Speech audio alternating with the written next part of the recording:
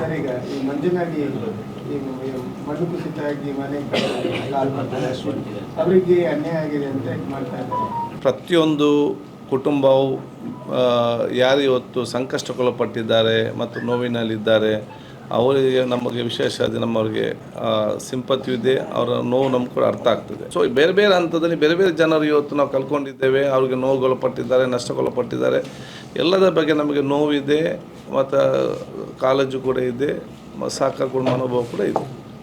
ಮೊನ್ನೆ ಆದಂಥ ಆ ಒಂದು ಸಂದರ್ಭದಲ್ಲಿ ಮಂಜನಾಡಿಯಲ್ಲಿ ದೇಲಕಟ್ಟೆಯಲ್ಲಿ ಉಲಾಲದಲ್ಲಿ ವಿಪರೀತವಾದ ಮಳೆ ಬಂತು. ಅದರಲ್ಲಿ ಮಂಜನಾಡಿಯಲ್ಲಿ ಗುಡ್ಡ ಜರಿದು ಆ ಮನೆಯಲ್ಲಿ 3 ಜನ ತೀರಿಯೋದು, ದೇಲಕಟ್ಟೆಯಲ್ಲಿ ಗುಡ್ಡ ಒಂದು ಮಗು ತೀರಿಯೋಯ್ತು ಮನೆಯಲ್ಲಿ ಮತ್ತು ಡ್ಯಾಮೇಜ್ ಆದವು.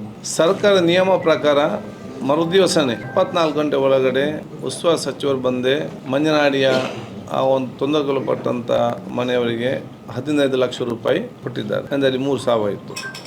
ಅದೇ ರೀತಿ ದೇಲಗಟ್ಟೆಯಲ್ಲಿ 5 ಲಕ್ಷ ಕೊಟ್ಟಿದ್ದಾರೆ. ಅವತ್ತು ಆ ಘಟನೆ ಆದಾಗ ಇಡೀ ಊರೇ ಪಂಚಾಯತ್, 2 ಪಂಚಾಯತ್ನವರು, ಗ್ರಾಮ ಪಂಚಾಯತ್, ನರಿಂಗನ ಪಂಚಾಯತ್ ಮತ್ತು ಮಂಜನಾಡಿ ಪಂಚಾಯತ್, ಆ ಪಂಚಾಯತ್ನ ಅಧ್ಯಕ್ಷ ಸದಸ್ಯರುಗಳು, ಅಧಿಕಾರಿ ವರ್ಗದವರು ಮತ್ತು ಇಡೀ ಊರಿನ ಸರ್ವ ಜನರು ಕೂಡ ಅಲ್ಲಿ ಇದ್ದು ಅವ್ರು ರಕ್ಷಣೆ ಮಾಡಲಿಕ್ಕೆ ಬಹಳಷ್ಟು ಇವತ್ತು ಪ್ರಯತ್ನ ಎಲ್ಲರೂ ಕೂಡ ಇವತ್ತು ಮಾಡಿದ್ದಾರೆ. ತದನಂತರ ತಾಯಿಯನ್ನು ಇವತ್ತು ಒಬ್ಬರು ಅಡ್ಮಿಟ್ ಆಗಿ ಹುಷಾರಾಗಿತ್ತ, ಇದಕ್ಕೆ ಸಂಬಂಧಪಟ್ಟ ಹಾಗೆ ಯಾವ ರೀತಿಯ ಪರಿಹಾರ ಕೊಡಲಿಲ್ಲ ಅಂತೇಳಿ ನಮ್ಮ ಗಮನಕ್ಕೆ ಯಾವುದು ಕೂಡ ಬರಲಿಲ್ಲ. ಸರ್ಕಾರ ಏನು ನಾವು ಸರ್ಕಾರದ ಏನು ಸಿಗಬೇಕಾ ಅದು ಕರೆಕ್ಟಾಗಿ ಕೊಟ್ಟಿದ್ದೇವೆ. ಅಲ್ಲ ನೋಡಿ,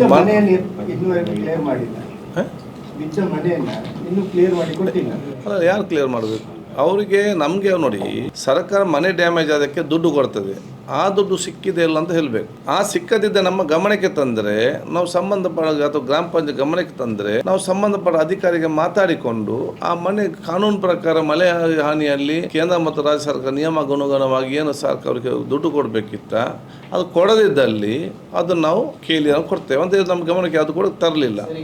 ಈಗ 1 ಸೆಕೆಂಡ್ ಅವ್ರಿಗೆ ಅದು ಅಲ್ಲಲ್ಲ ಅವ್ರಿಗೆ ಅದು ಕೊಟ್ಟಿದ ಇಲ್ವಾ ಅಂತ ಗೊತ್ತಿಲ್ಲ. ಕೊಟ್ಟರೆ ಅವರ ಮನೆ ಕ್ಲೀನ್ ಮಾಡಬೇಕಲ್ಲ.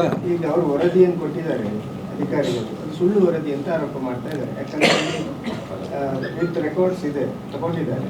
ಒಂದು JCBಯಿಂದ ಮಾಡಿರುವಂಥದ್ದು, ಕ್ಲಿಯರ್ ಮಾಡಿರೋದು. ಆದರೆ ಅಲ್ಲಿ ಮಾನವ ಶಕ್ತಿಯಿಂದಲೇ ಇದು ಮಾಡಿದ್ದೇವೆ, ರಸ್ತೆ ನಿರ್ಮಾಣ ಮಾಡಿದ್ದೇವೆ ಅಂತ ಕೊಟ್ಟಿದ್ದಾರೆ. ಅಲ್ಲ ನಮ್ಗೆ ಗೊತ್ತಿಲ್ಲ, ನಮ್ಗೆ ಅವ್ರು ರೈಟಿಂಗಲ್ಲಿ ಕೊಟ್ಟರೆ ಆಗ್ತದೆ. ಯಾಕಂತ ಹೇಳಿದರೆ ಇವತ್ತು ನಮ್ಗೆ ಒಂದು ಕಡೆಯಿಂದ ಡೆವಲಪ್ಮೆಂಟ್ ಕೂಡ ಆಗಬೇಕು, ಮತ್ತು ನಮ್ಗೆ ಈ ರೀತಿಯಲ್ಲಿ ಪ್ರಕೃತಿ ಆಗಬಾರ್ದು. ಈ ಪ್ರಕೃತಿ ಅದಕ್ಕಾಗಿ ಪ್ರಕೃತಿ ವಿಕೋಪ ಅಂತ ಹೇಳೋದು ಒಂದು ಮನುಷ್ಯರ ಕೈಯಲ್ಲಿ ಇಲ್ಲ, ಅದು ದೇವರ ಕೈಯಲ್ಲಿ ಇರುವಂಥದ್ದು. ಯಾರು ಎಷ್ಟೇ ಪ್ರಕೃತಿ ವಿಕೋಪ ಎಲ್ಲ ಕಡೆ ಆಗಿದೆ, ಬಹುಶಃ ದೇವರೇ ಅದನ್ನು ರಕ್ಷಣೆ ಮಾಡಬೇಕಂತೇಳಿ ಬೇರೆ ಯಾರಿಗೂ ಅದನ್ನು ರಕ್ಷಣೆ ಮಾಡಲಿಕ್ಕೆ ಅದನ್ನು ಸಾಧ್ಯವಿಲ್ಲ. ಅದಕ್ಕೆ ಪ್ರಕೃತಿ ವಿಕೋಪ ಅಂತೇಳಿ ಇರುವಾಗ ಅಲ್ಲ ಗೊತ್ತಿಲ್ಲಲ್ಲ. ನಮ್ಮ ತನಿಖೆಯನ್ನು ವರದಿ ಕೊಟ್ಟರೆ ನಾನು ನೋಡ್ತೇನೆ. ಆ ವಿಚಾರ ಸಬ್ಜೆಕ್ಟ್ ನಮ್ಮ ಅದು ಹೇಳಲಿಲ್ಲ. ಸ್ಟಾರ್ಟಿಂಗ್ ಇದಾದ ನಾನು ಆಸ್ಪತ್ರೆಗೆ ಹೋಗಿ ಬಂದ ನಂತರ ಅವ್ರ ಸಂಬಂಧಿಗೆ ಒಂದು ಹೇಳಿದರು. ನಾನು ಹೇಳಿದೆ ರೈಟಿಂಗಲ್ಲಿ ಕೊಡಿ, ನಾನು ನೋಡ್ತೇನೆ ಅಂತದ್ದು. ಮತ್ತು ಯಾರು ಕೂಡ ಬರಲಿಲ್ಲ. ಬಂದರೆ ನ್ಯಾಯಯುತವಾಗಿ ಏನಿದೆಯಾ ಸಹಕಾರ ನಾವು ಮಾಡ್ತೇವೆ. ಇದರಲ್ಲಿ ನಾನು ಹೇಳೋದಿಷ್ಟೇ, ಇದಕ್ಕೆಲ್ಲ ನಾವು ಪ್ರಕೃತಿ ವಿಕೋಪ ಹೇಳೋದು ಇದಕ್ಕೆ. ಎಷ್ಟೇ ನೀವು ಕರೆಕ್ಟಾಗಿ ಏನೇ ಕಟ್ಟಿದರೂ ಕೂಡ ಪ್ರಕೃತಿ ವಿಕೋಪದಲ್ಲಿ ಬೇರೆ ರಾಜ್ಯದಲ್ಲೆಲ್ಲ ಕಟ್ಟಿದಂಥ ತಡೆಗೋಡೆನೇ ಕಿತ್ತು ಬಿಸಾಡಿಕೊಂಡು 3-4 ಕಿಲೋಮೀಟ್ರ್ ಇವತ್ತು ಹೋಗಿ ಇಡೀ ಮನೆ ಜೊತೆ ಬಿದ್ದಿದೆ. ಅದು ಇಂಜಿನಿಯರ್ ಮಾಡಿದ ಕೆಲಸ ಹೇಳಿದರೆ ನಾಳೆ ಎಲ್ಲಿಯೂ ಕೂಡ ಯಾರು ಕೆಲಸ ಮಾಡಲಿಕ್ಕೆ ಇಂಜಿನಿಯರ್ ಮುಂದೆ ಬರಲಿಕ್ಕಿಲ್ಲ, ಅವ್ರ ಮೇಲೆ ಕೇಸ್ ಹಾಕಿಕೊಂಡು ಹೋದರೆ. ಆದ ಕಾರಣ ಇದು ಅನ್ನಿಯವ್ರಿಗೆ ಏನು ಇವ್ರಿಗೆ ತೊಂದರೆ ನಿಜವಾಗಿ ಏನಾಗಿದೆ ಅದು ರೈಟಿಂಗಲ್ಲಿ ಕೊಟ್ಟು ನಾವು ಎನ್ಕ್ವೈರಿ ಮಾಡಿಸ್ಕೊಂಡು ಹೋಗ್ಬೋದಲ್ಲ. ಈಗ ಅಲ್ಲಿ ಕೆಲಸ ಮಾಡುವಾಗ ಅದನ್ನು ಯಾರು ಹೇಳ್ತಿದ್ದೆ ಬರುತ್ತಿದ್ದೆ ಅಂತ ನೋಡಿ. ನಾನಲ್ಲಿ 2 ಗಂಟೆ ನೈಟ್ ಹೋದದ್ದು, ಅವ್ರಿಗೆ ರಸ್ತೆ ಇಲ್ಲ ಅಂತ ಹೇಳಿ ಬಂದು ನಮ್ಮ ಎಲ್ಲ ಹೇಳ್ತಾ ಇದ್ರು ಎಲ್ಲ ಮನೆಯವರು. ನಾನು ಅದು ಇನ್ಸ್ಪೆಕ್ಷನ್ ಹೋದದ್ದೇ ನೈಟ್ 1 ಗಂಟೆ ಅದ. ಅಲ್ಲಿ ಕಾಡಿನ ದಾರಿ ಹೋಗ್ಲಿಕ್ಕೆ ಸಾಧ್ಯ ಆಗಲಿಲ್ಲ. ಅದಕ್ಕೆ ಬಂದು ನಾವು ಅಲ್ಲಿ ಕಡೆಗೆ ಕಾಂಕ್ರೀಟೀಕರಣಕ್ಕೆ ಮಾಡಿದೆವು. ಅಲ್ಲಿ ಕಾಂಕ್ರೀಟೀಕರಣ ಮಾಡಿ ಉದ್ಘಾಟನೆ ಮಾಡೋ ಸಂದರ್ಭದಲ್ಲಿ ಇಡೀ ಊರವ್ರು ಬಂದು ಹೇಳಿದರು, ಇಂಥ ಒಂದು ಕುಗ್ರಾಮ ಪ್ರದೇಶಕ್ಕೆ ನಮಗೆ ನೀವು ಇಂಥ ರಸ್ತೆ ಮಾಡ್ತಾರೆ ನಮ್ಗೆ ಕನಸು ಹೇಳಿಲ್ಲ, ನಾನು ಎಂದಿಗೂ ಮರೆಯುವುದಿಲ್ಲ ಅಂತೇಳಿ ಬಹುಶಃ ಊರವರೇ ಬಂದು ಕೂಡ ಹೇಳಿದರು.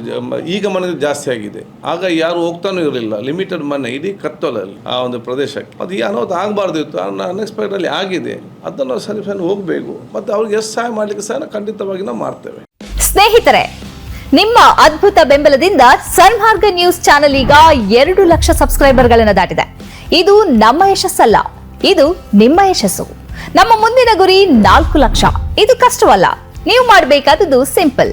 ನೀವು ಸನ್ಮಾರ್ಗ ನ್ಯೂಸ್ ಚಾನೆಲ್ ವಿಡಿಯೋವನ್ನ ನಿಮ್ಮ ಸ್ನೇಹಿತರಿಗೆ, ಕುಟುಂಬದವರೊಂದಿಗೆ ಹಂಚಿಕೊಳ್ಳಿ ಮತ್ತು ಅವರಲ್ಲೂ ಸಬ್ಸ್ಕ್ರೈಬ್ ಮಾಡಲು ಹೇಳಿ. ನೀವು ಶಕ್ತಿಯನ್ನು ಕೊಡಿ, ನಾವು ನಿಖರ ಸುದ್ದಿ ಕೊಡ್ತೇವೆ. ಧನ್ಯವಾದಗಳು.